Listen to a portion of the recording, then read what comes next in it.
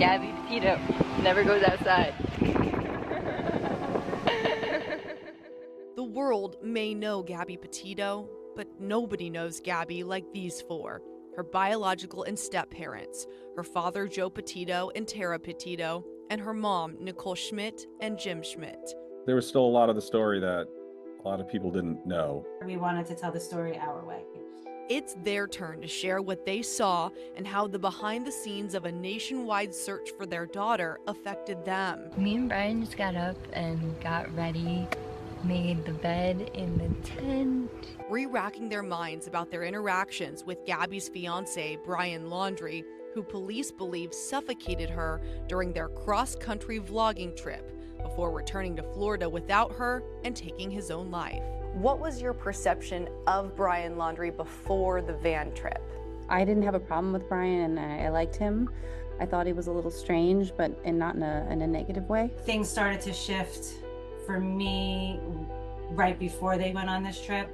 I was questioning a lot of behaviors from Gabby, and I didn't understand what was going on. Gabby and Brian set off on their van life road trip in early July 2021. Just over a month later, police are called after a witness sees the two arguing in Moab, Utah. Gabby is distraught, seen on body camera footage. And I was apologizing to him and saying, I'm sorry that I'm so mean, because sometimes I have OCD and sometimes I just get really frustrated. Her parents knew about this incident, but Gabby told them things were okay and police had it handled. Now seeing the footage, they tell me they see a domestic violence victim. She acts as the officer for her phone so she could call her mom. And that breaks my heart because I did not get that phone call. She downplayed it considerably,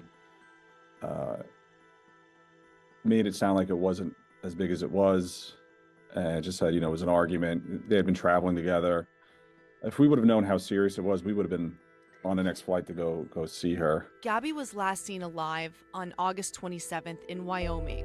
Her mom replays a memory over and over again. Who of the four of you was the last to talk to Gabby? The 27th was the last text I received from her. I was the one, and I feel very blessed for this.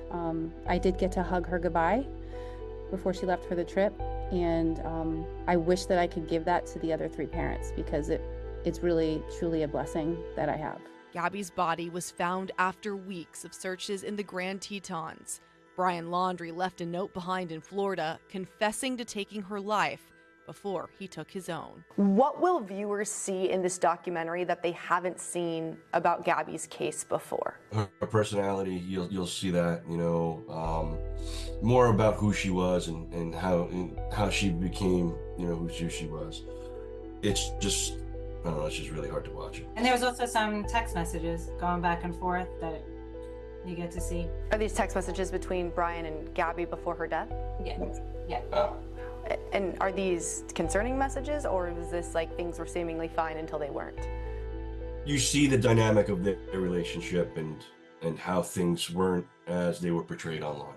As their daughter's life and their own words are about to be unraveled in front of millions, Gabby's mom has a heartfelt request. Remembering that these are real people, when somebody's in a documentary, it's a beautiful story. But Gabby is a sister, she's a daughter, she's loved, she's a friend, and she represents so many other people out there. So just remembering that these are real people behind these stories.